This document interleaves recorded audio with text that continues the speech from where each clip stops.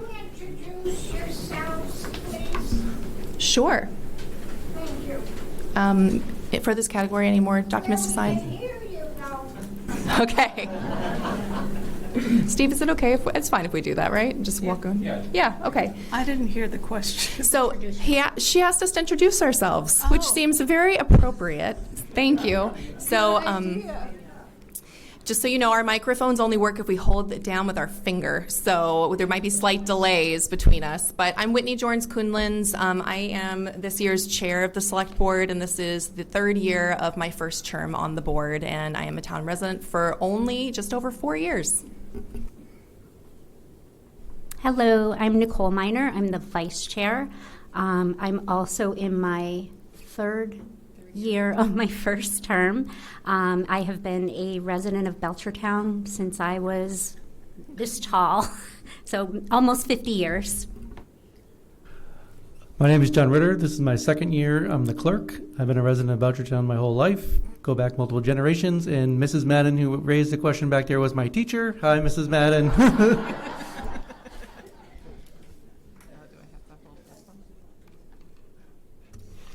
Hi, I'm too loud. Jen Turner. This is my third term and my beginning of my 8th year on the select board. And I have been a resident of Belchertown for over 20 years. Whoop. Oh, mine is all the time on. Oh, I have the best. Hi, my name is Lisa Lassard Pearson. I look at you while I'm talking, but I have to stick with the mic. This is my 4th year, second term, serving on the select board, and I've lived in Belchertown for 5 years now. That's all of it. Thank you. Thank you for reminding us for our manners. Any additions to the agenda? This is typically only for emergency purposes. The introductions were the agenda item. Great. All right, so tonight we have a few appointments. I think this will be interesting for all the people in the room. We have our Fire Chief John Ingram and then several of the team here to give a community paramedicine program update and a couple other items. Do we have a microphone for you? Great. They can use mine. Oh, okay. Thank you very much for having us here tonight. I have Captain Van Zandt, Firefighter Gerard, and Firefighter Slinsky. So I met with Nicole, I don't know, probably a couple months ago, maybe at least. There's community paramedicine is out there in other communities, generally run by a private EMS company or a large hospital system. And Nicole had asked us to kind of look into it. Sometimes there's patients who call on a regular basis, repeat patients all the time. And is there a way to kind of take care of that, or a different mechanism for those people who call most frequently? The unfortunate thing is, I support those types of programs and looking into different ways and models to do that. The unfortunate side for us is the community paramedicine program is made for a hospital system. Our protocols that we use are through the state and mandated by the state. And Firefighter Slinsky actually works for a company that provides this already in Belchertown. So there's companies and plus the VNA who offer these services already to patients in the system. So I wanted him to also explain how the system works and how the funding mechanism works for those large companies. For us, it would have to start at least $500,000 to $1 million to start a program like this because of the personnel costs, the specialized equipment that you need, and the lower cost is just the startup. You really need to do a community report. Look at the whole community. Is this something that's viable for Belchertown to even do? And that costs quite a few $1,000s to do that. I think there's different options out there that we could look at, and eventually I think that kind of model will take hold at a larger for municipal services. But right now, it just is not feasible, and we don't have the staff to do that. You would have to hire minimum 3 people because they can only concentrate on that one function. You know, they wouldn't be able to do firefighting and, 911 calls because it's specifically appointment driven. They have to opt in through their doctor's offices or through the hospital. It's not something that we just respond to and then can keep doing services. That falls under a whole different mechanism of protocols and standards. But I'll have Firefighter Swinsky talk about his experience and his role that he does, and then if we have any additional questions, maybe we can feed off of that. Good evening. I'm Firefighter Slowinski. I've been a member of Belchertown Fire for the last several years and also working for a community paramedicine program that focuses on Western Massachusetts, specifically doing ER diversion, which is, I think, kind of what the idea overall was. It's an extremely involved system involving multiple doctors, writing your own protocols that have to get approved by the state through a different governing agency than what governs the ambulances. After that, it's linked up through various insurance providers, so you don't really call and make an appointment. It's more you call your insurance company to try and get additional care, and they recommend it to you through various mechanisms. They have their own teams of doctors that handle it day to day. They can pull all the patient's records. And while it is a great service, it is not feasible for an ambulance to be able to do that with the current protocols. When we get called out for anything in the ambulance, there is an expectation that we transport people to an emergency room, and we don't really have a lot of ways around doing that. Besides that, it's just a lot of, there's very highly specialized equipment they use. There's licenses that have to get obtained through different agencies that are nearly impossible to get, short of high levels of training and funding. Some of the other hurdles are billing. So the billing company isn't designed, or for us, have that mechanism to do that. And so that would be an additional cost that we already pay for our ambulance service. It would also involve the unions for, job changing of the working conditions and that type of thing. So there'd be negotiations for that. And then also the 911 center, I'm sure they would have to have a whole separate protocol. They would probably need additional staffing for scheduling those types of calls and how do you take those calls and what's the protocols, and because they're not going to take a 911 call and say, well, does this fit the community paramedicine one, or is it a 911 thing? So those are the the biggest hurdles and things. I think, again, like I said, I support any type of new system and thinking out of the box to try to curb some of those things. By having the system that we have, it doesn't matter if we're Amherst, where or here, we're always going to have those repeat patients all the time. But I think there is ways, hopefully down in the future, that we can come up with and a regional system or something to help that, because that's the way it's going. And, I think it is good that we look now and keep looking for different options and things that we're doing. So. I just wanted to do a check. Can everyone hear them in the back? I could see them murmuring in the, so I think you might have to hold it really close to your mouth. Okay. Yeah.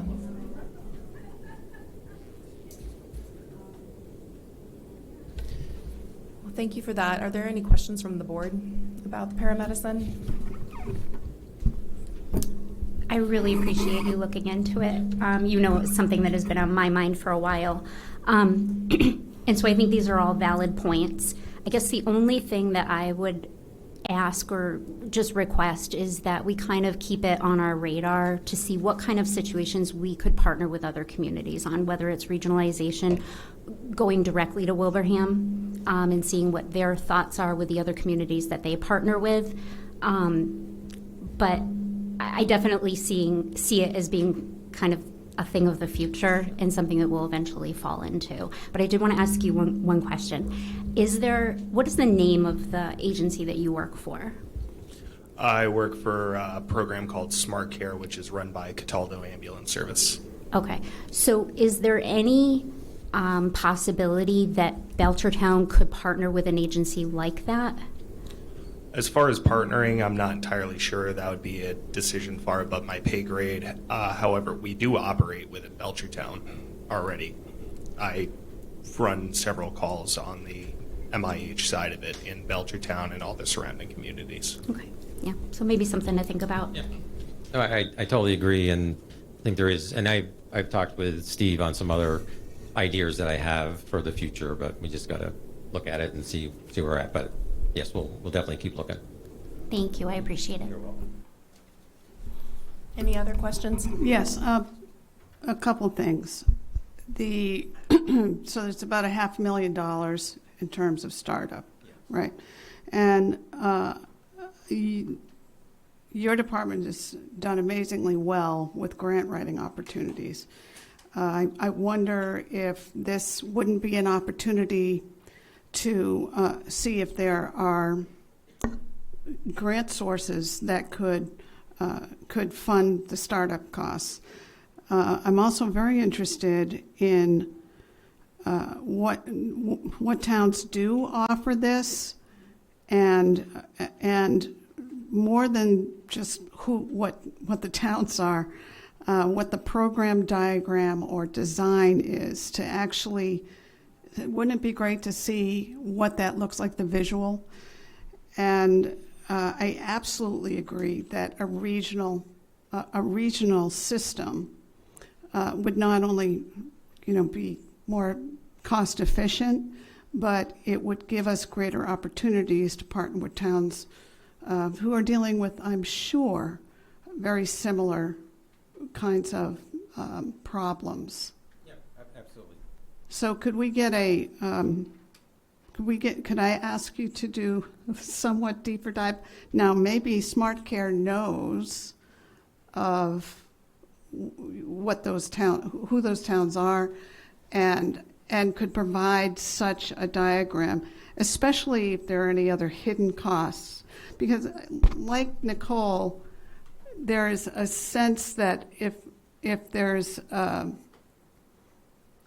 a health crisis, whether it's a mental health crisis or medical crisis that is ongoing, that our firefighters might be fighting fires, and this person may not get the help they need in a timely way with the expertise that I absolutely agree with you on is necessary. We need the people with the experience that understand how to do this so that our residents are taken care of. But I agree with Nicole that this is something I'd like us to at least explore a little further. Yeah, absolutely. To my knowledge, there is currently no municipalities that are running a program like this. They're primarily all run by private ambulance companies, Cataldo, Coastal Ambulance, Worcester EMS, which is run by UMass Hospital Services, Mass General, South Shore Hospital are kind of the big ones. Bay State had a program for a while, but lost their state license to operate it. The programs themselves are either run by the hospitals or the insurance companies, and the actual paramedics typically work as contractors for those programs. Well, we're part of the, Brigham and Women's Hospital system. So even if we look at those as a potential blueprint, it could inspire other communities, right, who might be interested if we could show that this is what rich municipalities are able to do, and I mean resource-rich communities.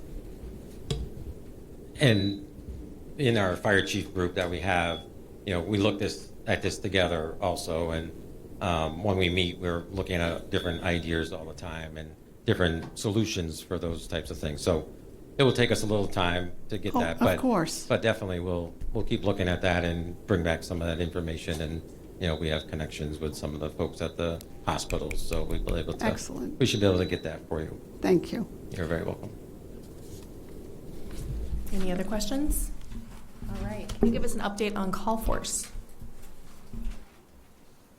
Sure. I think we had talked one time. I think it might have been one of my goals and things was what to kind of what incentives can we do for the call force and different things for them. Again, it's the same situation where we're having a hard time with getting call force members. We are now. I had actually one come in today who's resigning October 1st. We're down to right now. We're down to 11 call force members. One of the ideas was, do we, can we pay them to go to paramedic school? And the people who are coming to the department either already have their paramedic, they already have their EMT, because they want to be full-time somewhere.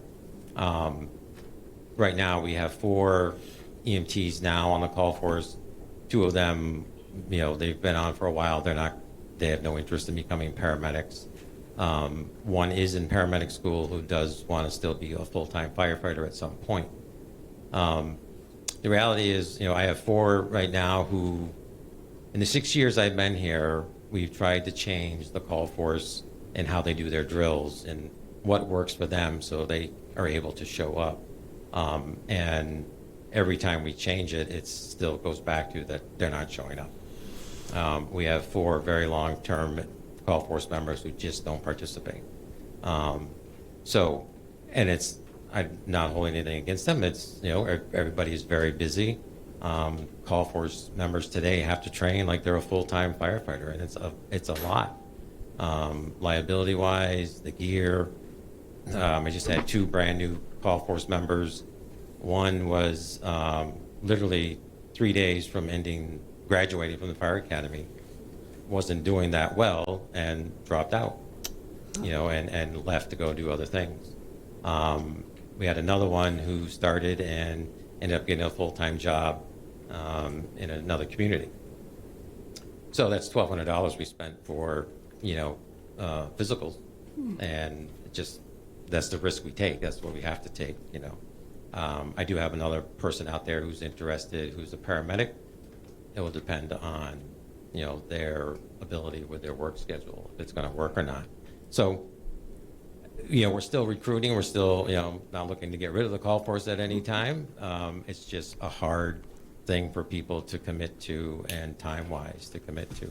I am working with, going to be sending a letter to Joanne because they are due for a raise, and it's within our budget that we can do that. So, we will be doing that.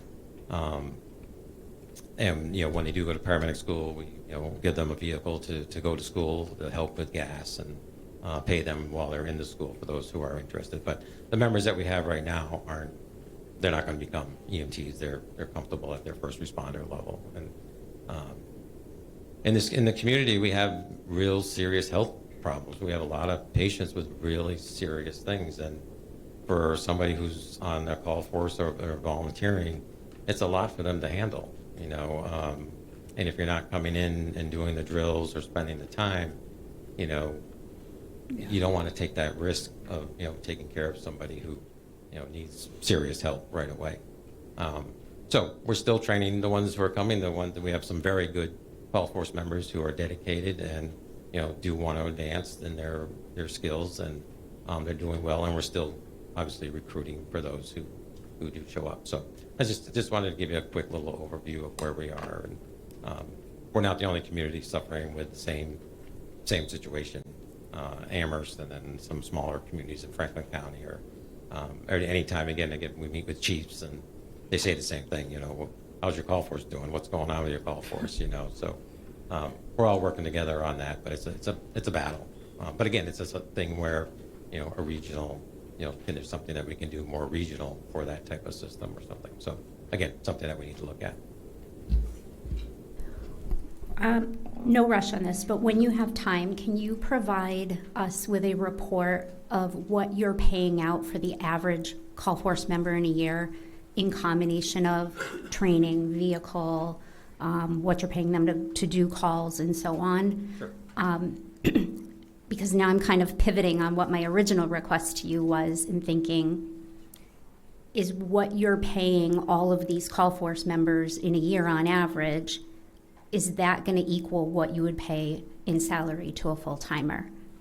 Right. You know that I listen Yeah. every day, all Yep. day to the scanner, and there's a lot of times where there's a call for station coverage, and it can sometimes be difficult to get someone to come in, and so I worry about that. Sure. Yep, absolutely. Thanks.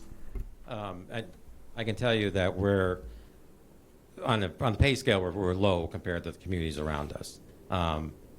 Unfortunately, the last couple of years too, with the budget cuts, I've had to cut money from their budget, line item. One, because the people aren't showing up, so there was some little extra money there to cover that for the budget side of it. Yeah, I definitely can take care of that for you. Absolutely. I just want a clarifying question. Did you say that you do already have money in your budget for raises? Yes. Yeah. Yes. The answer I wanted to hear. Okay. Yes. Yes. Thanks. You're very welcome. All right. Jen or John, any questions? Okay, thank you for that. And I see that we need to make a formal adoption of the hazard mitigation plan. Yep. So this is just a paperwork. This is the last part of it. And our administrative secretary reached out to check where the status is, and it's been sent to, our plan's been sent to MEMA, so that's all set to go. This is the final stage of it, so I just need everybody to vote on the resolution of it, that we agree to the draft that we looked at. And after you sign it and stuff, then I will send it tomorrow, and hopefully we'll get the final plan of everything. I make a motion we formally adopt the resolution of the Belchertown Hazard Mitigation Plan 2026 update. I second. Okay, discussion. Yes. Yes. Go ahead. Just one silly correction on page 2, under Mimi Kaplan, address is missing city, state, and zip.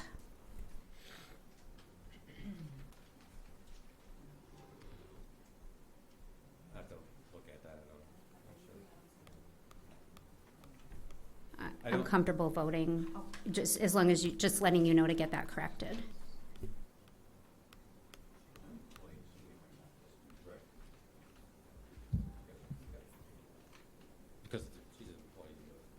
Because she's an employee of PVCP, that they might not add that there, but we'll definitely look at that tomorrow with Dan, make sure it's all set. I just have one question.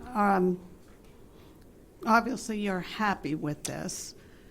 Does it leave anything out that you wanted to have in, or that it doesn't call for something, but you feel like it's necessary that we should know about? No, because the process of we had many meetings with multiple department heads and with the public.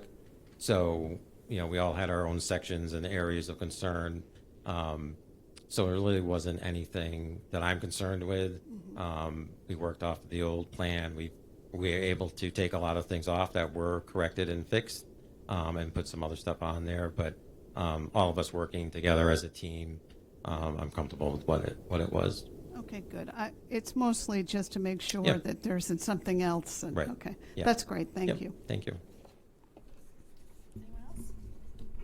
All right, all those in favor? Aye. That was unanimous, so passes. Thank you for bringing this to us. Thank you. Thank you. Appreciate it. And thank you all so much for coming out. We really appreciate it. It's nice to see you. Thank you. Yeah. Have a good evening. You too.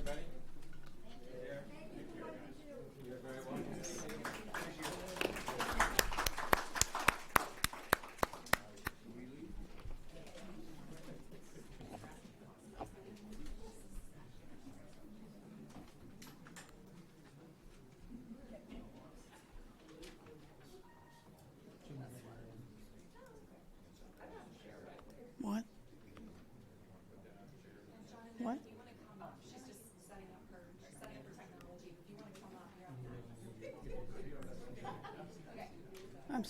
are you saying? Oh, okay. Okay, we had a technical break. All right, so next up, our appointment now is with our Energy and Sustainability Committee. We have John Pickera and Mem Plavin Masterman here. They're doing great work, and they're here to give us a review on the energy performance of the town. And they like their corner, so. Slides? Yes. Yes.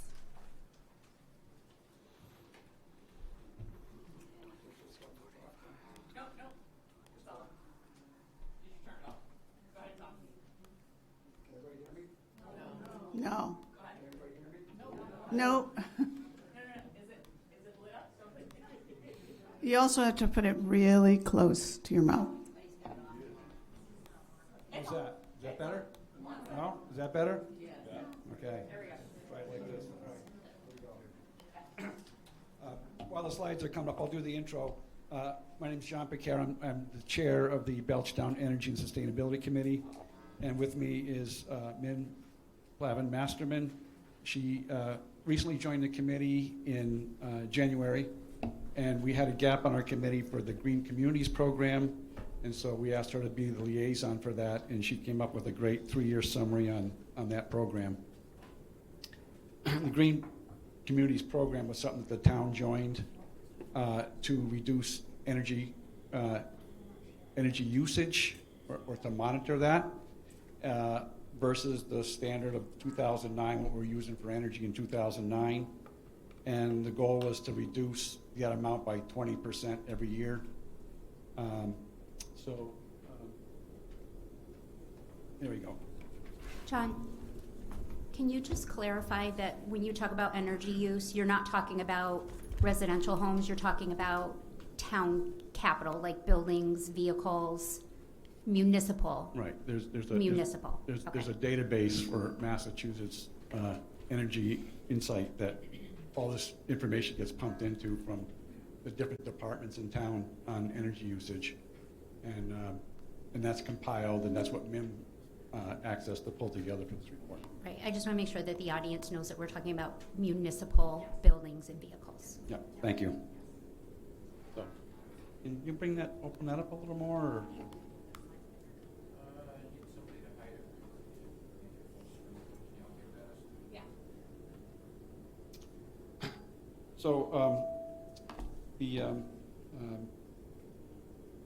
So the town joined the program. Steve, when did we join the program? Was it 2009?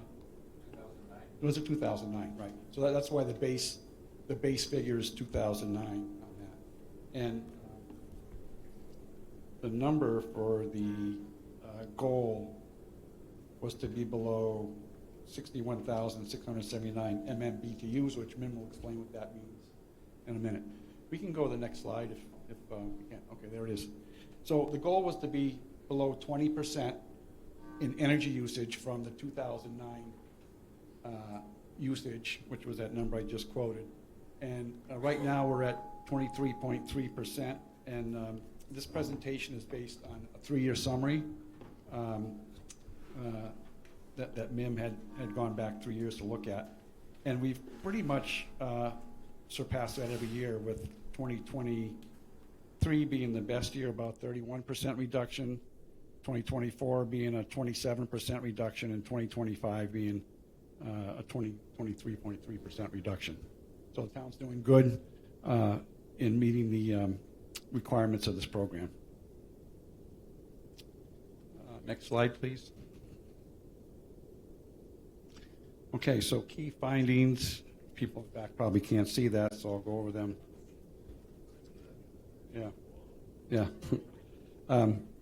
The strengths was the street light usage was down about 55%. If I can read this. The building energy reduction was in the 28 to 29% reduction, and the what's the third one there, ma'am? It's actually 28 to 39, which is 28 to 39. Sorry, it's even bigger. Perfect. It's 100% compliance across all of the green community criteria, which we'll talk about on the next couple of slides.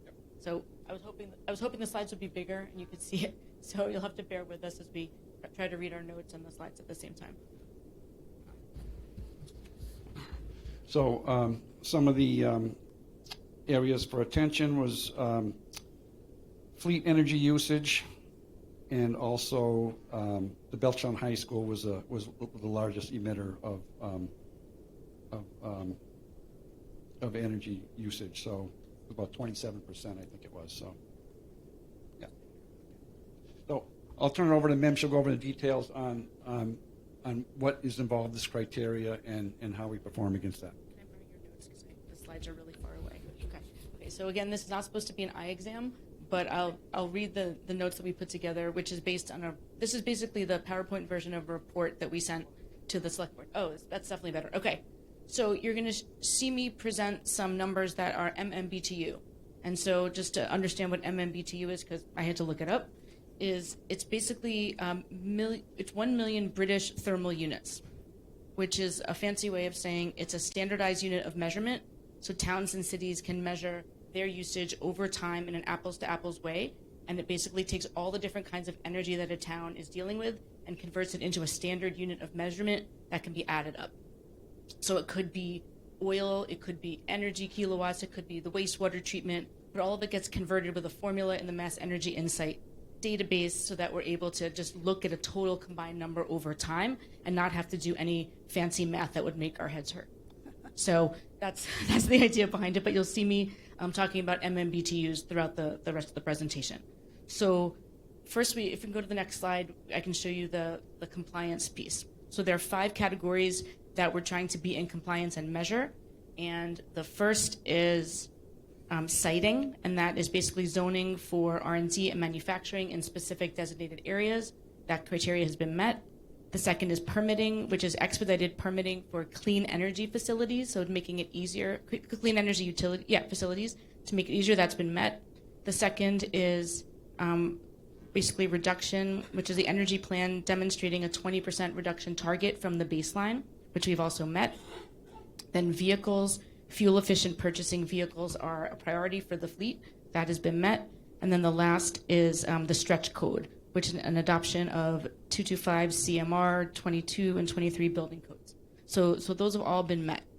And then if we go to the next slide, we can look at the municipal usage over time. So the top line, the longest line, is the baseline of where we started, which is not in green, and every number that we're showing from that is FY 2023, 2024, 2025 is all a reduction from that baseline. So we're doing really well, and you can see that reduction actually was the best, or we reduced the most in 2023, and we've crept up a little over the last 2 years, and we can talk about why that is. So if we go to the next slide, we can look at the energy performance by category.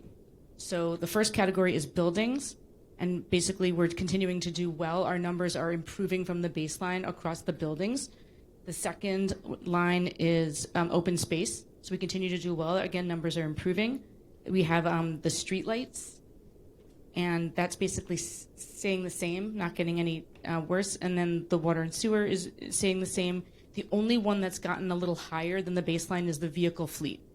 And my understanding, so John and I had a hypothesis that it was due to the increase in the population in the town. We talked to Linda Ledoux over at DPW, and she confirmed this, that as some of these big plots of land are being sold off and subdivided, we're creating more streets. More streets means more streets to maintain. There's more service calls and things like that. So the town's added about 1,000 people in population since the baseline. And so that's part of it. Okay, so if we go to the next slide, please. This will surprise nobody that the biggest energy consuming buildings are the schools. Like, everyone's like, yeah, also water is wet, sky is blue. Yeah, okay. So, but this is how it is presented in the Mass Energy Insight database, which is the top 5 consuming buildings and then everybody else. So Belchertown High School is actually the largest one. And again, that should not surprise people because of the number of people that are in the building at any given time.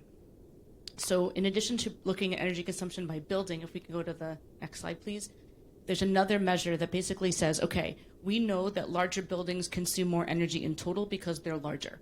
But now we want to control for the size of the buildings and say, on a per square foot basis, what buildings are consuming the most energy. And it's a way of basically controlling for the size of the building. So in this case, we look at what they call energy use intensity, which are buildings that take up the most energy. And so this would not surprise people that it's the transfer station because of the compactors. And there's talk of working on the replacements that are becoming more efficient.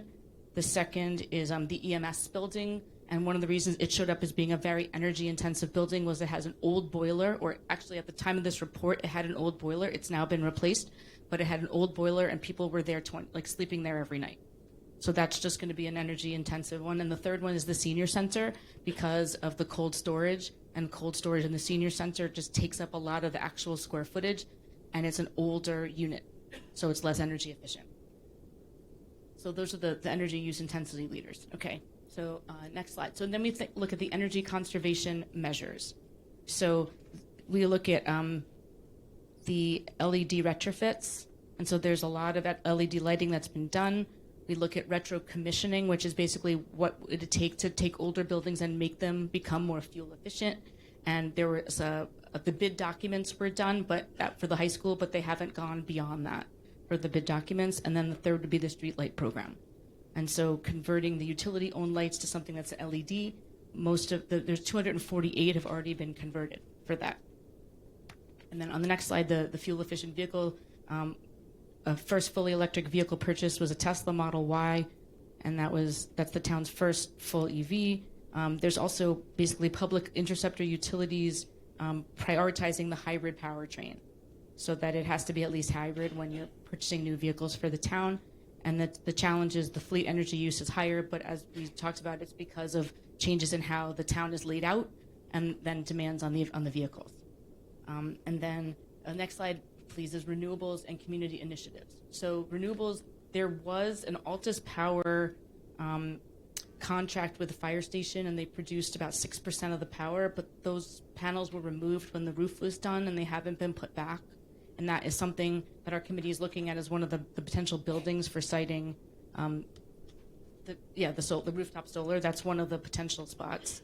And then the second is the municipal aggregation, so the community choice program, trying to encourage residents to pick renewable power, renewable energy sources where possible, and getting people to choose the Belchertown 100, if at all possible. So to have every ounce of energy come from renewable sources. So then I think that is it. Yes, questions? Questions? I know, comments, compliments? I don't know, we'll take it all. We'll take it all. Oh, am I allowed to? First let me ask the board if they have any questions, and thank you. Compliments are always welcome for you. I think you all are doing great work. Okay. Does anyone have any questions for Mem and John? I might want to point out that this report was based on numbers from work that was done by the DPW, by the Buildings and Grounds, by a host of people in town to make these numbers what they are. So, there's a lot of things what's happening behind the scenes to meet these numbers. Yeah, so I think these numbers are really impressive when you compare 2009 to today, absolutely. And it does make sense to me that BHS would be the highest utilizer, right? It's our biggest building. But one of the things that I noticed is that unlike the other buildings in town, they're the only one that continues to increase, not decrease. And I was sitting and thinking about why would that be? We know enrollment is down. We know they had a lighting retrofit. I am interested to know why the bid documents are on hold, but what are the recommendations that you have for BHS in getting those energy costs down, and how will you deliver them to the school system? I just want to add 2 words. And what are the barriers that you've run into that increase the usage? Those are all good questions, and I think part of this was to look at what the next steps might be. So, we got to look into that more. We are looking at rooftop solar for some of the buildings. High school isn't one of them because the roof isn't ready for that. but, you know, we're starting to take steps on that program, which might help. There was a reason why the high school was increasing a little bit. Well, they have oil. There's oil that's produced. That's a lot of the heat for the high school, for the school buildings across the board. I actually was confirming those numbers earlier today in preparation for the meeting, that there's still oil being used for some of the heating, and that's just really just expensive and continues to get more expensive, not less. And so that's a challenge. But when we checked with Eric LeBeau as we were putting this document together, and he said that the documents were done, but you know, it's incredibly expensive to retro commission the building. I don't know if you guys saw that some other regional high schools have won, you know, multi-million-dollar grants to do it, but that's the scale that you'd be talking about. So some of the challenges were sort of in this uncanny valley of like getting the money to do the big work would be challenging. And when we talked to Linda, and again in preparation for this, one of the things we came away from was we've done a lot of the low-hanging fruit, and getting to the next level is going to take a lot of investment. And again, we're sort of in this uncanny valley of like, we've done a lot of the things that we can do to bring numbers down, but it's going to take a lot to get to the next plateau or phase. Okay, so my follow-up question is, do you feel like the high school has done everything that they can do within their financial means to cut energy costs?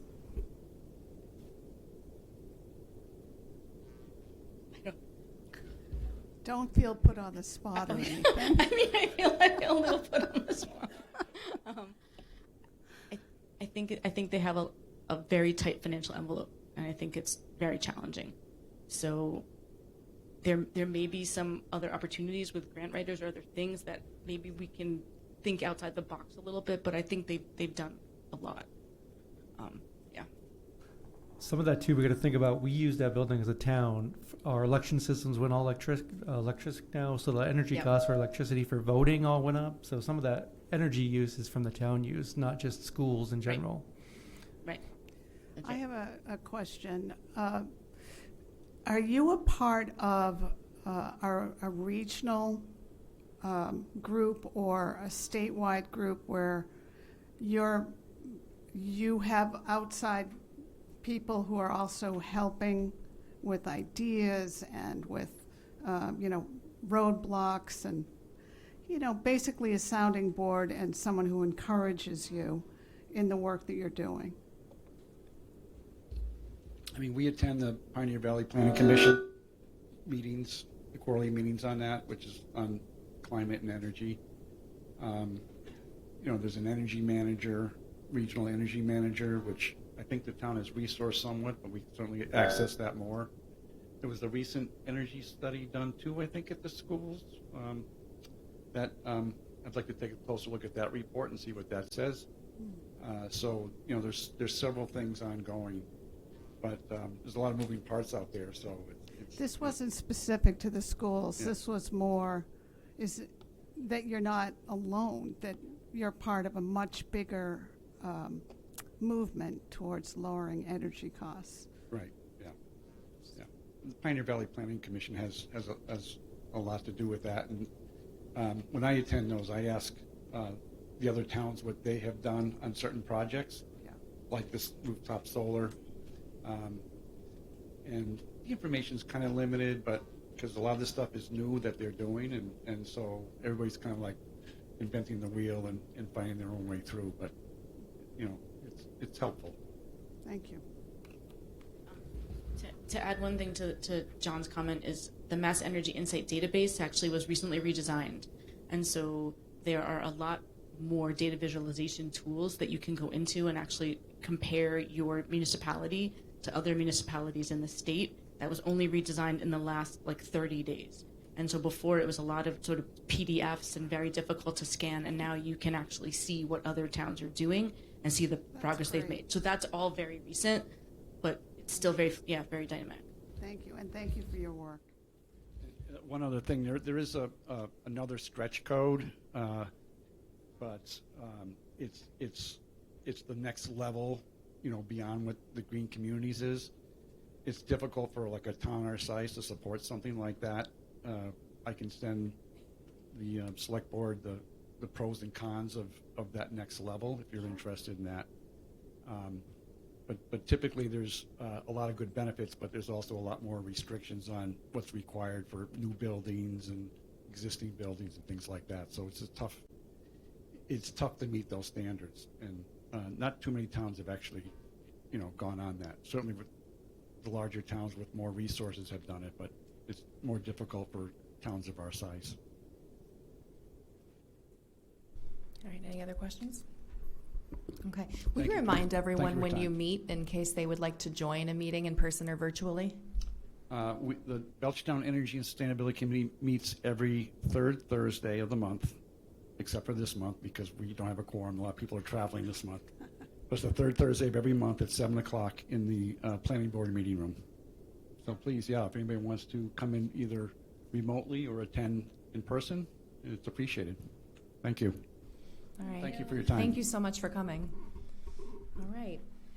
That ends the appointments section of our agenda tonight. So, no, it does not. We have someone online. We have Jim Nadel. And Jim, if you can hear us, it might take us a second to get you connected. We're a little slower on technology tonight. So Jim Nadel is here with the Community Preservation Committee for a request for the board's endorsement of grant agreements.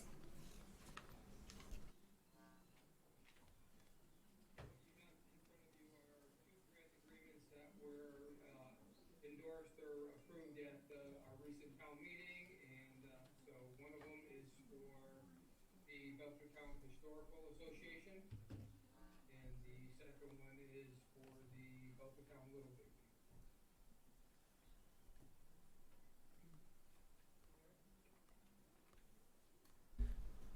Okay. Well, I've lost, the audio is a little funny. I don't know if you can hear us, Jim. Is there any more you'd like to say? Otherwise, we can just move toward a motion. It's pretty straightforward. You guys have seen these in the past. And once again, these are just grants from awards from our most recent May town meeting, and just looking for the select board to endorse the grants. And this way the recipients can get their money. Okay, fair enough. I make a motion to endorse the Historical Association grant. I second. Okay, discussion. Jen. Can he just remind folks, for people who don't remember, what this is? Or for people listening? I don't think anyone can hear you.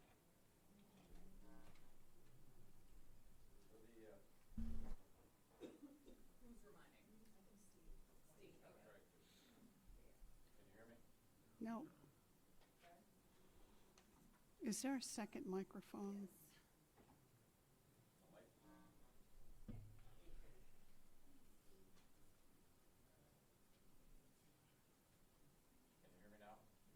No.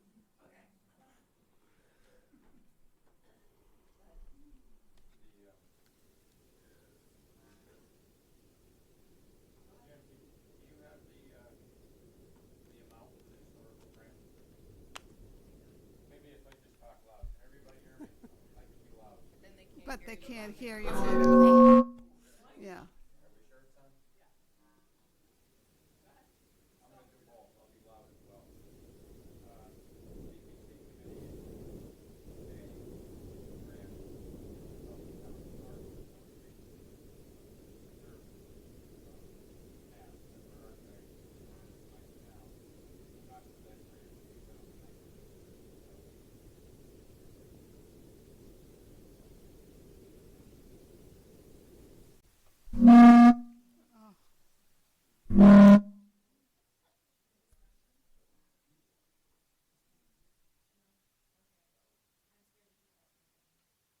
I think you have to press the button.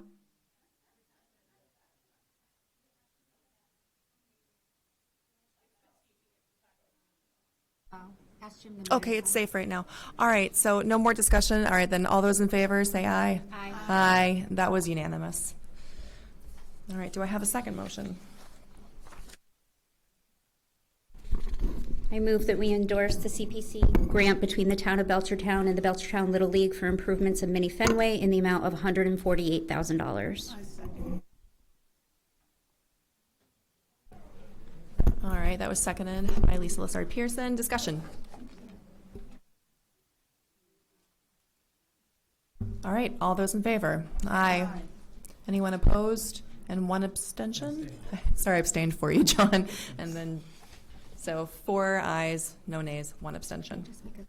Yes. I don't know if Steve said it, I might not have heard it, but I just want to make sure that everybody in the audience knows that these are items that were already voted on at town meeting. All right.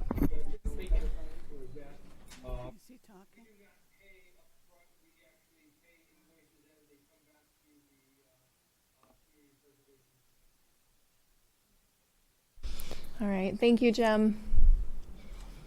Okay, now we have completed the appointments section. So now moving on to discussion and action items. 6A is right of first refusal for Ablicki, South Liberty Street. Steve, I know we're gonna have to play the microphone game. Do you mind giving us any information about this? Can you hear me? Yes, the light's on. You're going to have to speak up. Can you hear me now? Okay, perfect. I am waiting for some information from the conservation meeting. Can we circle back to item 6A at the end of discussion action items? Tonight? Yes. Sure. Okay. All right, so we're going to push that to the end. So B, request for endorsement of catalyst contribution agreements. Boyce Mahal Walker.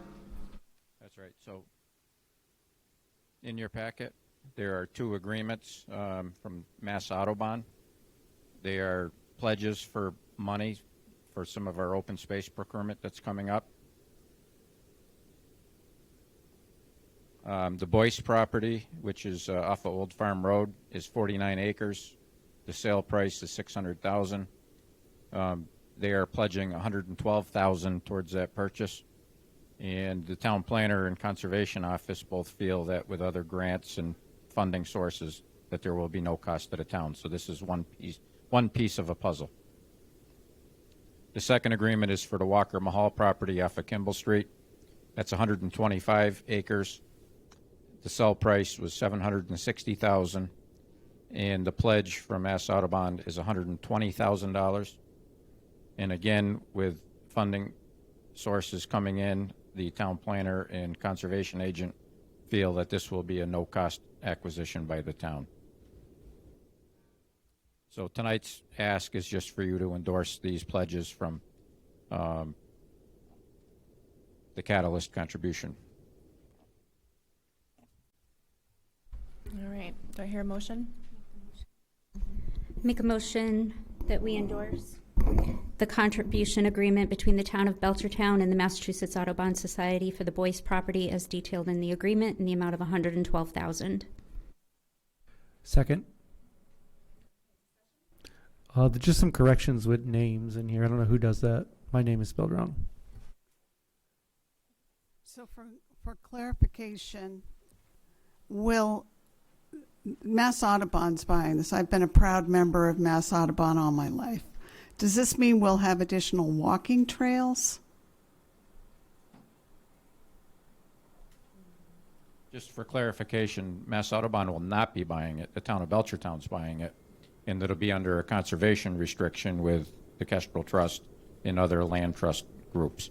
But yes, there will be opportunities for passive recreation. There may not be constructed trails, but there are already trails on some of these properties. Oh, that's great. Thank you. Any other discussion? All right, all those in favor? Aye.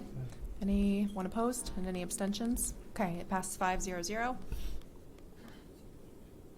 All right, C, review planning board's proposed zone.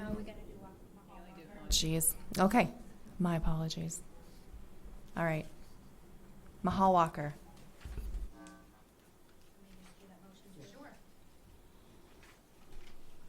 I move that we endorse the contribution agreement between the town of Belchertown and the Massachusetts Audubon Society for the Mahal Walker property as detailed in the agreement in the amount of $120,000. Second. Oh, go ahead. John. My name's spelled wrong again.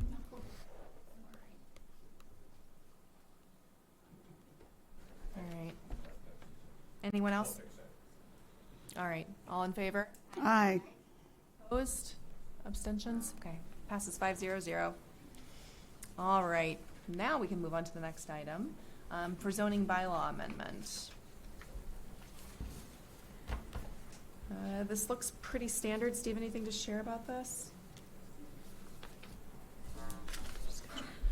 Town zoning bylaws. Got to make sure I'm Well- close enough.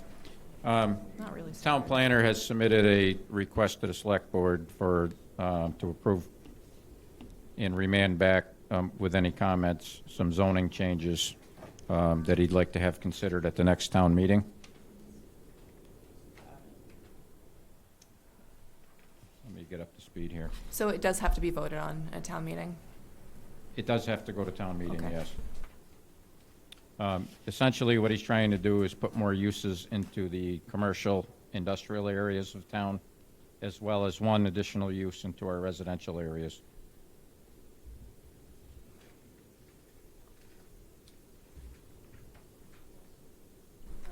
And I'm sorry, I mean, I see references to land, but I don't see a map. What are these parcels of land right now?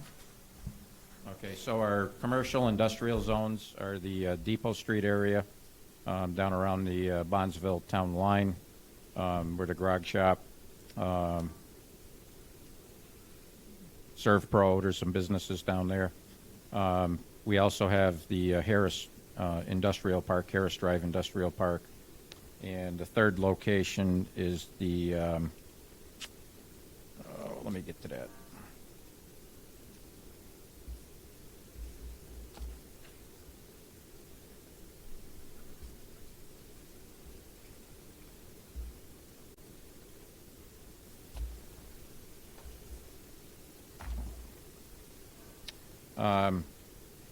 The area off Old Springfield Road where the Culpeper treatment plant is, the wood processing facility. Those are the three areas that we currently have. That's under review as part of the zoning study that's going on. There may be additional areas put in place in the future, but this is specific to just approved uses in those zones. If you go to page 79, there's a chart that shows the uses. So this will allow offices, clinics, health services, retail, restaurants, studios and residential.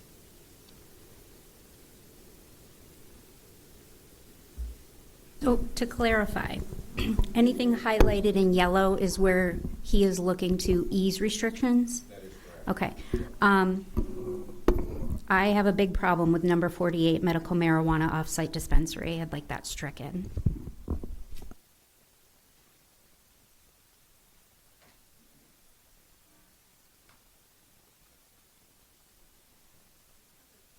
We don't currently have a motion on the table.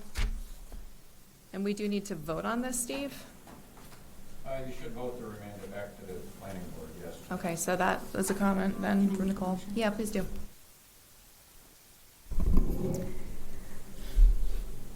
I move that we remand the proposed zoning amendment request from our town planner with item number 48 stricken back to the planning board.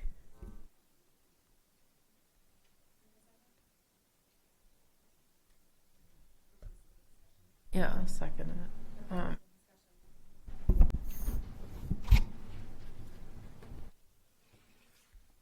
So my understanding is that these are just the different categories that one could then make of the space.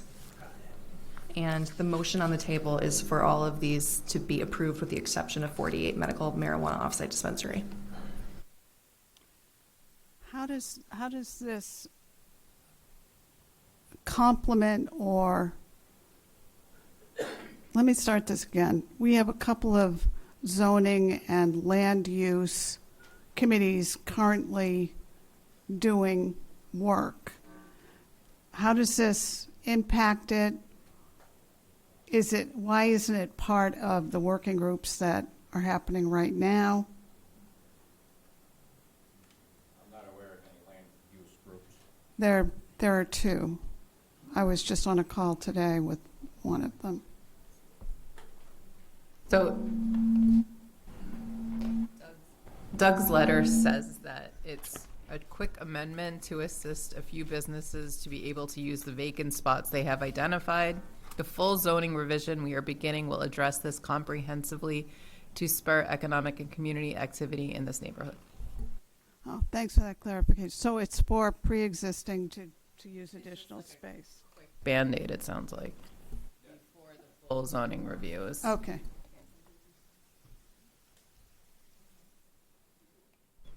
Any other clarifying questions or points of interest? No? All right. Then all those in favor? Aye. Any abstentions? Tell me, are you in support of bringing additional medical marijuana No. facilities to Belchertown? Can't discuss. Yeah, we've moved out of discussion. I'm sorry. It actually has already passed because we already had 3 ayes. So I hate to do this to you, Lisa, but do you I'm want to just gonna abstain or nay? abstain. Abstain, okay. Was that 4 ayes then? All right, 4 ayes, no nays, and 1 abstention.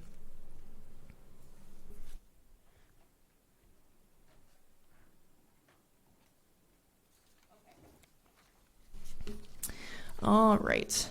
We're endorsing a common Victualler license for Cold Spring Club Management. And Steve, how is this different than the license that we already did? That was just the 1 day, but this is permanent for them to now serve food as well?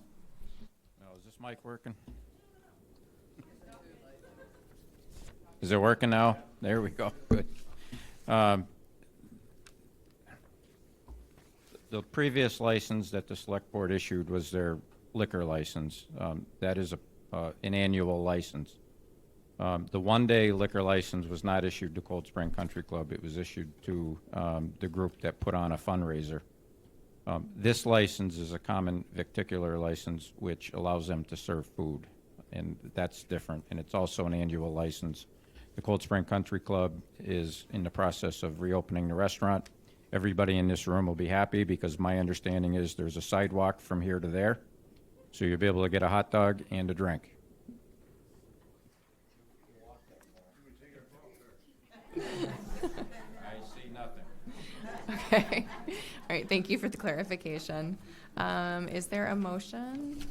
I make a motion we endorse the particular license for Cold Spring Club Management, LLC, DBA, Cold Spring Country Club. Discussion. All right, Steve already answered my question. That was helpful. So everyone in favor, all in favor? Aye. And anyone abstaining? Anyone opposed? Lisa, did you vote? I'm sorry. Yes, I you voted in favor. I just couldn't hear you. Okay, Yeah. that was 5. Aye.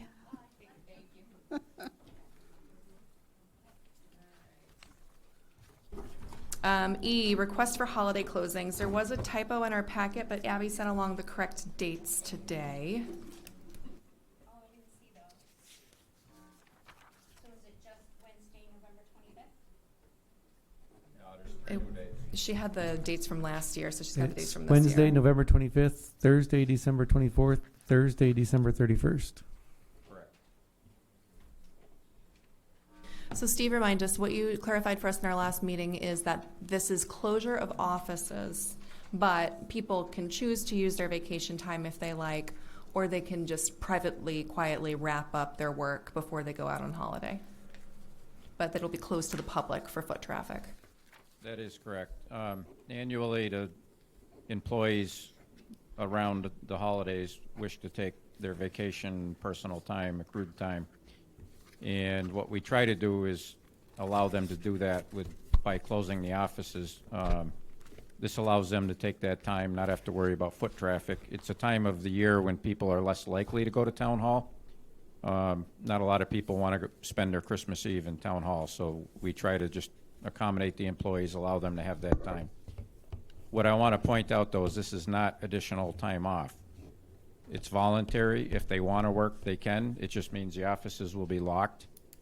They won't be open to the public. If somebody wanted to make an appointment, I'm sure they would accommodate that. But this is for them to use accrued time to extend their holiday time off. Just to clarify, doesn't affect the dump or anything like that for the residents. That's correct. It's non-essential services. So the police department, the fire department, the transfer station, our wastewater treatment plant. If it's snowing, the DPW will still be there. This is just for those offices that can close without impacting public safety or services. I make a motion, we allow the closure of non-essential services on Wednesday, November 25th, Thursday, December 24th, Thursday, December 31st. Further discussion? Okay, all those in favor? Aye. Anyone opposed? Any abstentions? Okay, and that was 5-0-0. All right, we do need to vote to finalize the date and time for the tri-board meeting. And Steve, remind me, why, didn't we finalize this already? No, we discussed it. So earlier this year, the select board tried to establish their calendar for the entire year. As part of that process, the calendar was agreed upon and voted on. So now anytime we make a change, we have to re-vote. So what I would actually like to see tonight is maybe two things. One is we formalize the change in our tri-board meeting. And for those in the audience, tri-board meetings are between the select board, the school department, and the finance committee. And that's when we really start hammering out the town budget issues. So what I would like to see the select board do is confirm this date. It's already been confirmed by the parties who are going to be present that they're available. But I would also like to see the select board authorize the chair to make changes in the meeting schedule as needed.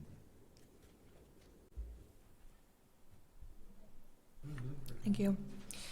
Yeah, so it looks like we are finalizing the November 9th date, but did the time change? Is that what we're adjusting? So now it is What's the date for the tri-board meeting? Just, Monday, November 9th. okay. I thought that was special town meeting. That is, this is for the tri-board meeting, and that is October 26th at 6:30. That's what I thought. Okay. Oh, I see. I'm sorry. I'm reading this wrong. All right, so let me read that again. It was November 9th. The originally scheduled meeting time no longer works for the special town meeting. Select board is being asked to approve a revised meeting date of October 26th at 6:30. Wait, so are we canceling one? I'm sorry, are we changing the date on one, or are we just picking a time for the 26th? So the tri-board meeting was originally scheduled for November 9th, and that's the date we decided to use for the special town meeting. Right. Which means we have to reschedule the tri-board meeting, which the 26th of October is the best date for that. Okay. I make a motion, we move to the 26th October at 6:30 p.m. for the tri-board meeting. And Second. authorize the chair to make adjustments as needed. Is that fine? Well, so now Lisa seconded the first part and Jen seconded the second part. Yeah. Mm-hmm. Why don't you start over? Yeah, let's just start over. Okay. Will you rephrase the whole thing as one motion? I make a motion, we move the tri-board meeting to 26 October at 6:30 p.m. and authorize the chair to make changes as necessary to the meeting schedule. Second. Okay. Further discussion? Yes. Yes. What kind of changes do you anticipate? So that's a really good point. I think when we had the timing issue a few weeks ago where we need to push back by half an hour, I feel like that's something easy. But for a full date change, I would still want to have a discussion. Yeah. I just want to Yeah. understand what kinds of, would it be anything of substance, beyond date, time, that kind of thing? No, I think date and time. Okay. Location, maybe? Would that Or be location, acceptable? that's So fine. if we know it needs to move to the auditorium. I'm comfortable. Okay. I'm comfortable with that. It's more if there's any substance that's going to change. Sure, like the Okay. topic. Yeah. Yeah, okay. Do we need to edit the motion, or is that okay just from conversation? I think it's fine. All right. Okay, any further discussion? All right, all those in favor? Aye. That was everybody. Okay, thank you. One more, and then we'll go back and see if Steve's got his update. So I added this item to discuss for September meeting schedule. So we have a meeting on Monday, September 21st. That is a high Jewish holiday, Yom Kippur. I would like us to discuss moving that because it affects town residents, so then they cannot be in attendance. I would recommend that we move it just to the next day, the Tuesday. I don't know what you all think about that. Is there any chance not to have it in that meeting? It's just a busy week with fireworks and everything going on in the fair. So I'm just trying to, if we move it too late in the day, there's a lot going on that week already with moving parts, getting ready for the fair. I know I would have a hard time attending. I also already have plans for the 29th. I'm in agreement with John. You said skip the meeting entirely that week? Yeah.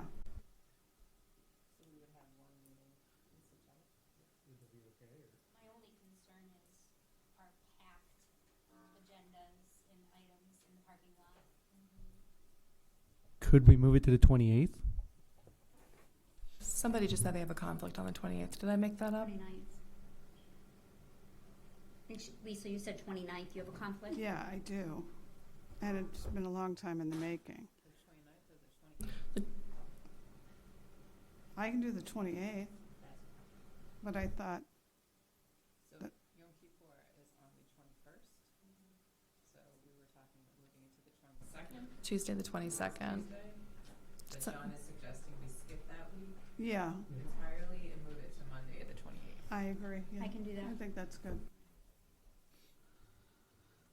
Steve, would that work?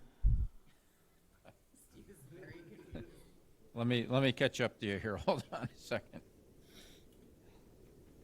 John will be exhausted, though, from fair weekend.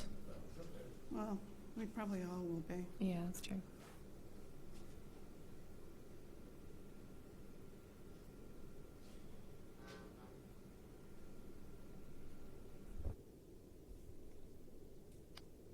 I don't have access to the select board calendar here.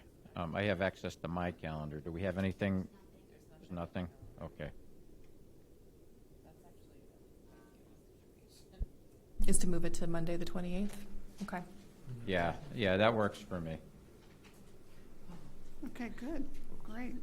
All right. I Do we make need a to vote on motion that we move the Monday, September 21st select board meeting to Monday, September 28th.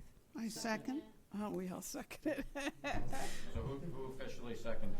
Everyone was really excited to second that. Oh, John, let John. Okay, so John is officially your seconder. All right, all those in favor? Aye. And that was unanimous. All right, Steve, do you have an update from your Conservation Committee meeting for item A, right of first refusal? I do not, so we're going to have to table it till the next meeting. All right. Okay, well, then we move into town manager's report.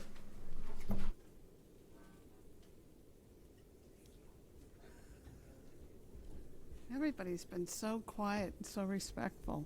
Thank you. There are front row seats available if you're interested.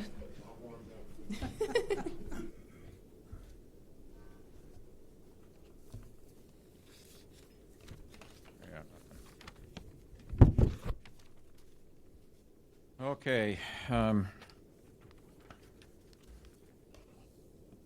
It was a busy few weeks, as usual, endorsing warrants. For those in the audience, our warrants are pay vouchers. When we pay our vendors, we pay them through a warrant. So in the last 2 weeks, we paid out, the first warrant was $1,741,991. And the second warrant was $764,524. Keep in mind, the town budget's nearly $60 million, so that's pretty average for us. I attended the National Night Out. That's when our police, fire, and emergency services host an event at the schools. It was a great night. A lot of people attended. I also attended digital awareness training to discuss ADA compliance with our website and social media platforms. That's a reality, and it's coming very soon. It's hard to believe that the deadline for compliance is in 28, and we're concerned about it now, but it'll be here before we know it. I did attend a bid protest briefing with our attorneys over the Warren Wright culvert. We're hoping to have resolution on that by the end of September. I attended a meeting with Mass Development to discuss Carriage Grove redevelopment. I'm happy to report that the for sale signs are ready and will be installed soon. I did have a meeting with the Amherst Town Manager, more of a networking event and just sharing ideas. We did have a new cultural district manager consultant start, April Jazik Banks, and she's going to be working through the rest of the calendar year in support of our cultural district. I attended the Water District meeting with the MWRA, and it does appear as though they are interested in allowing us to at least access their property. And when I say us, the Water District, they seem to be interested in allowing the Water District to access their property to conduct feasibility work on whether or not another groundwater source would be viable. I did have a meeting with various department heads over the decommissioning of 6 Berkshire Avenue. For those of you who are not aware, Great Threads Embroidery has moved to a new location in Hamden. So the building is entirely vacant, and we are still working through the purchase and sale agreement with the potential buyer. I did attend the fire department swearing-in ceremony for Miranda Gareffi. I hope I got that right. It was a nice event, and her family was there. It was a nice morning to be at the fire station. I also had a meeting with Chief Ingram to review the call force issues that he discussed with the board tonight. I met with our new Community and Economic Development part-time planner position. That's Eric Weiss. He started last week on the 10th, and he's getting himself up to speed with what's going on in town, and hopefully we'll start making some progress. I did meet with our communications manager regarding the implementation of artificial intelligence throughout the town and what that's going to look like, what we're going to use it for, the different platforms. It's also come to my attention that the state has entered into a contract with a vendor.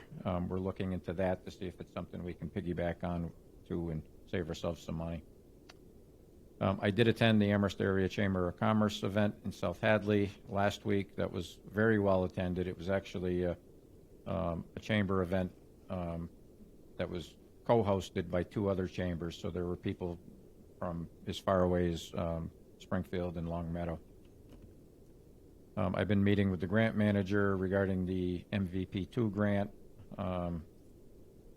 That is ongoing. We're working on rescoping and trying to button down some questions now. Can you just make a comment to the rest of it? I don't think they all know that she moved offices. Oh, okay. For those of you who don't know, when we had our new Community and Economic Development planner start, we needed to find office space for them. So the grant manager is now in the Finnerty House with me, and the Economic Development planner is in the planning office with Doug.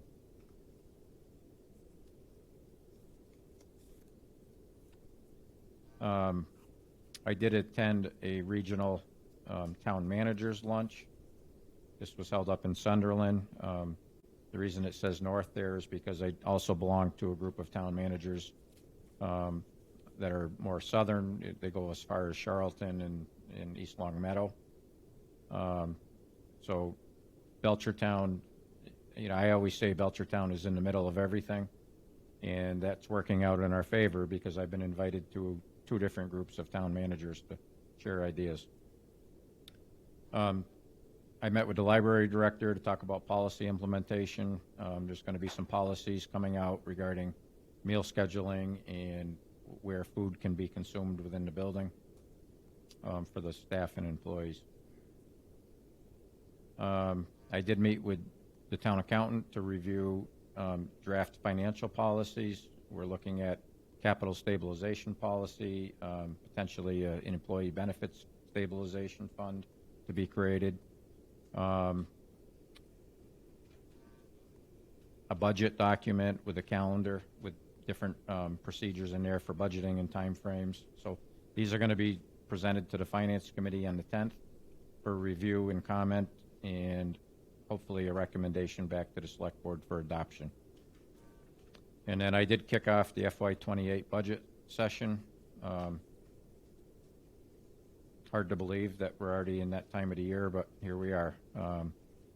So an email went out last week requesting that all capital items be submitted to the town manager's office by the end of September. And that's all I have. Okay, thank you. Review of weekly mail. Does anyone have anything they'd like to bring up? It was a slow mail week. I figured Nicole would mention the Route 9 intersection. So Sergeant Lozier looked into it, and he's posting the signs for you and the speed limits. So I know that's a hot topic for you, but you've been gone, so he's been really looking into that intersection for you. All right, any other items? Okay, individual board reports. Lisa, you want to start? Sure. So on the 4th, I attended National Night Out with the sponsors being the police department, the fire department, EMS. I had a really interesting conversation with Bikers Against Child Abuse. They would love to come and tell us about their work. They're an organization that works to protect children who have experienced child abuse or neglect, and they work with the schools. They also work in the home and in therapy. Anyway, it was a very good conversation, so I wanted to let the board know about that. On the 5th, I attended Quabbin Days, the planning meeting for what that's going to look like. On the 7th, I met with a member of the Board of Assessors.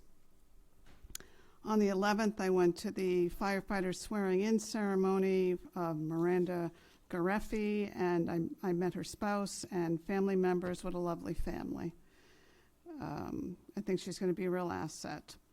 On the 14th, I met with the new chair of the DEI task force. His name is Barry Reeves, and he has a new vision and approach to the work where he's looking at a focus on Belchertown as a place of belonging. If you live in Belchertown, you belong in Belchertown. And I thought that was refreshing and a good way to go forward. And really what he's going to start with is listening to the community, which is refreshing as well. On the 17th, I was at a scoping meeting on the Civic Center and Community Hub. I was a part of a land use plan for Belchertown meeting. Steve, you can talk to Kate more about that because she's going to be putting a press release out. So the press release will provide residents of Belchertown the opportunity to design the plan. So it's the residents designing the plan through targeted outreach that meets people where they are, as well as public forums, surveys, and beyond. I've asked that the EDIC, the Cultural Council, and Eric Weiss also be contacted about this work ahead of time so that we're not competing with one another, we're all working together. And finally, I want to continue to register my concern about the Lord Jeff apartment complex that now I believe only has 18 months before it could potentially go to market rate. I'm concerned about the residents that currently live there. I've not heard anything about relocation. And if this were to go through, Doug Albertson has said that we are currently just under 6% in terms of affordable housing in Belchertown. If that does go to market rate, we'll be at 3%. And that leaves us very vulnerable to the state coming in and putting in whatever they want rather than us having the control over affordable housing. So I've raised that and asked that the board consider taking this up and asking our legislators what, if anything, they have in mind for what we can do. Thanks. Are you going to hold the button for me? Thank you. Very sweet. I also attended the kickoff for the new cultural district manager to get on the same page about her responsibilities and all of those pieces. And then afterwards, one of the members of the Creative Economy Committee met us to take another tour of Tagil. So that was fun. I want to mention that September 1st, the UMass breakfast is being held. Registration is open. So if anyone's interested in going, I think I'm going to go. I'm interested. So you can register through UMass or I think the chamber, Amherst Chamber. Can you send the info on that? Yeah, I can find it. Thank you. I think our farmers market announced that they were voted #1 in the Advocate for the second year in a row. That's wonderful. I also want to mention that the rec department is now offering STEP, which I am very, very excited about. Sorry, microphone. Wednesday mornings and Tuesday evenings. I am already registered. If anyone wants to step back into the 80s with me, please come and join me. And then on August 23rd, which is this Sunday, there is a skate park mural event with Theory, which is a local skateboarding shop in memorial of Daniel Martinez, a local resident teen. They're doing fundraisers to get resurfacing on the skate park in his memory. So, Thank you. John? On 4 August, I did National Night Out. It was a good time. 5 August, I had a school committee meeting. They talked about the fields, so they actually are going to keep the fields open until they're not playable anymore. So as long as they're playable, they'll stay open. But I want the public to know that at some point, those fields do need to get closed to get redone. So that has to be worked out. At some point, we are going to close the fields so they can get redone. So the public needs to be aware of that. When is the right time? That's the question. That's what I was going to ask you. Are they going to do it during school time? It's probably going to have to be done during school time at some point. Someone's going to be missing use of the field at some point. It's just the nature of having no one playing in the fields. On 10 August, I attended the fair committee meeting. Don't forget, the fair is right around the corner. Best time of the year. We are going to parade in the field. If anyone wants to parade or march in the parade, we do have those new sashes that we got for the town employees. And they are going to invite the oldest resident who has the Golden Cane Award, and they have a special thing for that person. I don't want to give all the details away yet, but if you're part of the parade, you'll see all that. On 12 August, we had a veteran meeting. I just want everyone to know this is an event coming together kind of last minute, but we're trying to do something. On 26 August, there'll be from 2 to 6 p.m., there'll be free haircuts for veterans and their families, and a veteran, like back to school things, so if they need supplies or if they need anything. We have 2 to 3 volunteers who are going to cut the hair for free. They approached us and wanted to do this for veterans, so they're in their families, so they're going to be cutting hair at the Old American Legion Center, free of charge. And there'll be some light refreshments for all veterans and their family, and different events for veterans will be coming out, VA stuff, benefits, and Meet Your VSO. Dustin's really putting on a great event, trying to get the community engaged with the veteran community again. On 13 August, I attended the community band. Jake Oliveira's rep was there. I didn't realize this, but it's been 40 years that band started in 1986. I'm 41 years old, so it's been here 40 years long, and Mike Bauer has been the original band director, who was the high school band director. He's been putting it on for 40 years. Him and Tom Stockton are the 2 original band players in that group. So think about that. We have 2 residents, but it's been going on for that long. So if anyone wants to get involved with the community band, they're still looking for people and residents who want to play. It doesn't matter how old you are or what age you are, as long as you can play an instrument, they'll take you. And it's free to the community. On 16 August, I attended the farmers market. Again, that's growing, and I feel like a regular member there every week, but definitely go. If you haven't been, it's growing and growing, and it's getting bigger each week, and there's always something for everybody there. Just to let you know, there's a story time now for little kids, and this, I don't know her name, but she puts on this musical fest. Emily, it's amazing. The kids are engaged. You can almost leave your kid in this little blanket while you shop around, while she takes care of. I think they did Baby Shark last week, so it's kind of cool to watch. Nicole?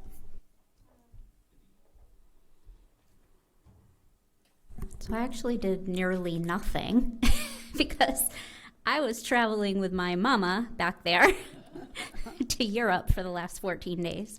But I do have one thing I want to talk about. So today I went to the Belchertown 250th celebration task force planning meeting. And there's two things I want to talk about. So two things that are going to be going on at the celebration on the 24th. First of all, one of the ways that we're fundraising to be able to put on the celebration is the B-Town 250 t-shirts, which are now for sale. They're really neat. They have our new Belchertown logo on the front, and then they have a blurb on the back of them, basically summarizing what took place back in June of 1776 in Belchertown when they were looking to become independent from England. So if you want to order the t-shirt, I think they're $20, $25. You can do so by going to the website btown250.itemorder.com. And then one other item that we're going to be doing for the celebration is an essay contest. This is for the kids. There's different topics depending on your age range. So there's 3 age groups, K to 3rd grade, 4th through 8th grade, and 9th through 12th grade. And each of those groups has a different topic of an essay that they're going to write about. But basically, it's all around why I love America. Within each group, there's a winner that we'll choose. They'll get a $250 savings bond from the task force. And so, if you have a child or a grandchild who's interested in writing an essay for that contest, they can get the rules at the website belchertown.org /essay_contest. And that is all I have. Can that also go out through the schools? So we've already reached out to the schools for that. Yep. I also enjoyed my last vacation, so I didn't do terribly much, but I also enjoyed National Night Out. It was great, and every year it's a little bit bigger and better, and I got to see the jaws of life, and they cut a car apart, and it was so cool just to watch how they actually do this in a safe way and remove people in a major accident. It was really neat. And thank you, Lisa, for talking to the bikers, because my kids go and get a stuffed animal from them every year, but we never really have a conversation. So that's nice to hear. Yeah.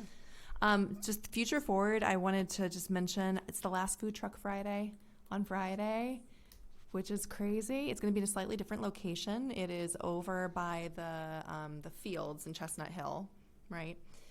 Carriage Grove area. And then, just to make it even a little more interesting, immediately afterward, there's a free movie at the town beach. Oh, yeah, that's So it's a really fun night.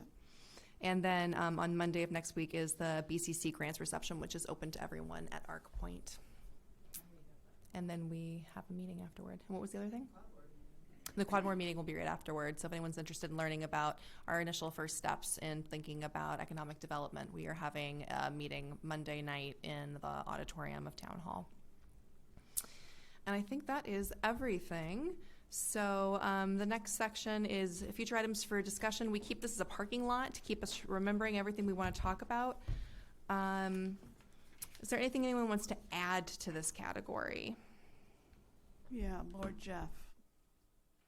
Lord Jeff? Mm-hmm. Yeah, and I made a note too about, I know that we need to invite legislators to come again. That is a good topic. Water is obviously a topic, and there's a lot of good press right now with Maura Healy. She's talking about the Quabbin a lot, which is good. So, but yeah, Steve, I don't know if we can add that to parking lot. I also think this might already be on our next agenda, but the projects and initiatives for select board members, is that already on the next agenda? It's fallen out of the parking lot? Yes. Okay, thank you. Any other items y'all want to add? Can we just maybe add discussion like when there's select board meetings and not other committee meetings around the same time, a regular scheduled select board meetings happening? So like tonight there's dual tasks, for example, stuff like that. Yeah, Steve, I don't know how much control we have over that other than a recommendation, but I know the president of Pine Valley couldn't come tonight because they have a conflict with another committee in town. I know he wanted to be Some here. of those committees have had standing dates for years. Mm-hmm. I think that might be tough. Yeah. Fair. Any other items anyone wants to add? All right, then questions from the press. Do we have anyone tonight?